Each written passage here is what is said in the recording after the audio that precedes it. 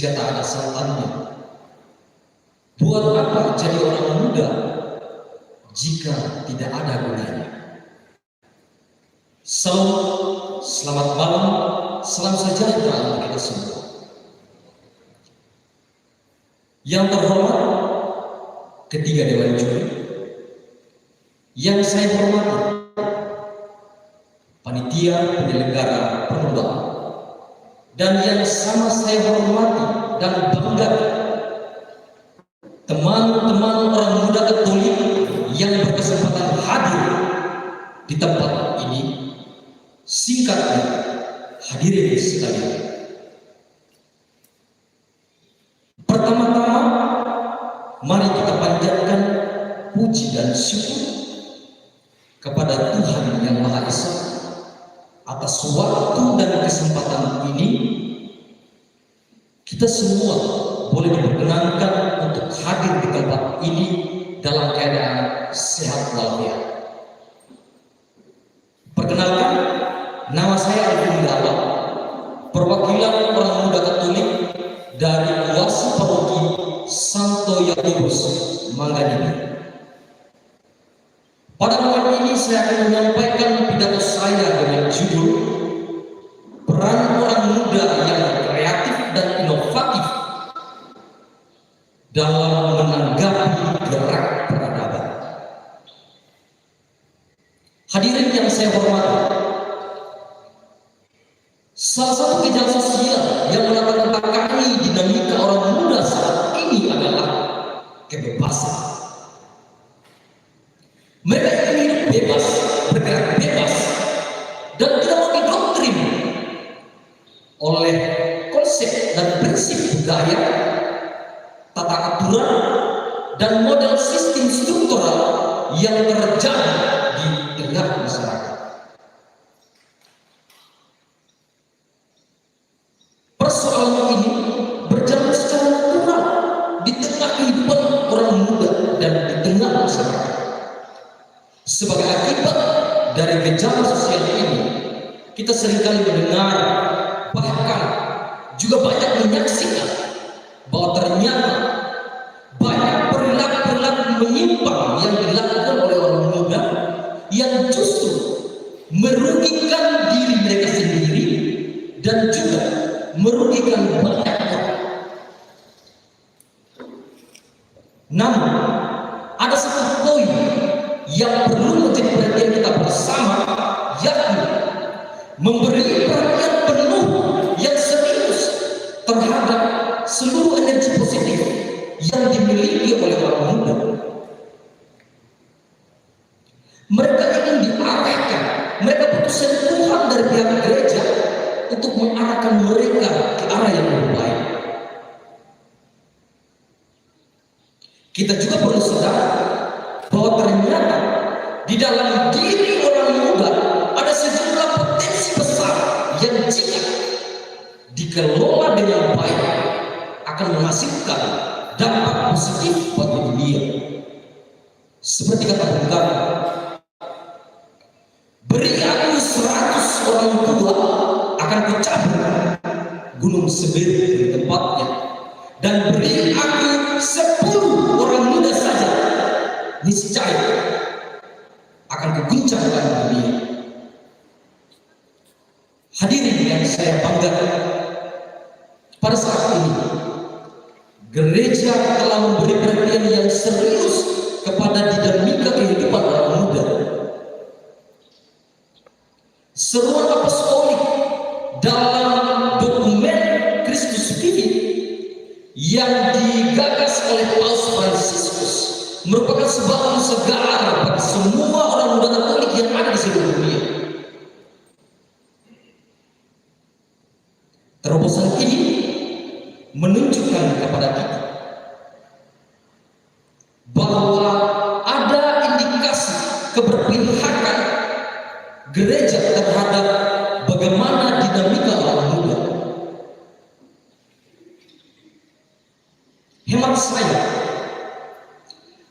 gereja memberi kesempatan kepada orang muda, dan salah satu dokumen penting, salah satu tema penting yang ada dalam Kristus Vivid itu, ya, adanya harapan bahwa gereja senantiasa dipenuhi oleh orang muda yang penuh dengan sukacita, berani, dan berkomitmen untuk terus melakukan kesaksian-kesaksian baru tentang kekudusan kepada dunia.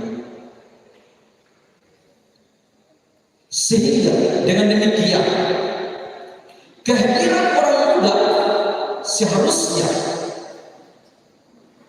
menjadi pioner yang mampu menggerakkan dunia ke arah yang lebih baik. Hadirin yang saya banggakan, lantas apa yang dilakukan oleh gereja untuk turut serta memberi perhatian kepada orang muda? Apakah gereja sudah menyiapkan wadah, sudah menjadi sarana untuk orang muda mengelola potensi dan kreativitasnya? Hadirin yang saya banggakan, gerak peradaban dunia dewasa ini membutuhkan orang muda yang kreatif dan inovatif. Perkembangan teknologi dan informasi yang semakin canggih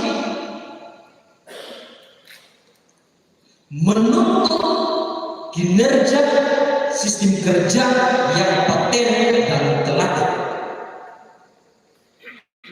Namun ada fenomena yang seringkali terjadi di tengah kita. Orang muda ternyata kehilangan kepercayaan. Mereka jarang mendapat tempat di berbagai kegiatan di tengah masyarakat. Hadirin yang saya banggakan, Romo Mangunwijaya pernah memberi kritik demikian. Seringkali orang tidak sadar bahwa ia sedang mengangkat orang lain dengan cara ia menciptakan suatu suasana dan iklim yang keruh di tengah masyarakat. Jangan terlampau didramatisir. Semua angkatan itu punya daya juang dan pahlawan mereka sendiri. Maka untuk mengisi ruang kosong ini, gereja seharusnya memberikan ruang kepada orang muda untuk mengelola intelektual yang dia miliki, untuk menciptakan sesuatu yang kreatif dan menghasilkan sesuatu yang baru. Dan hemat saya,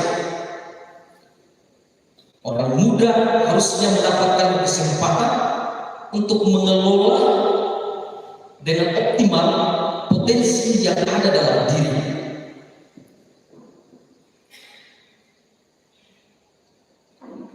Hadirin yang saya banggakan,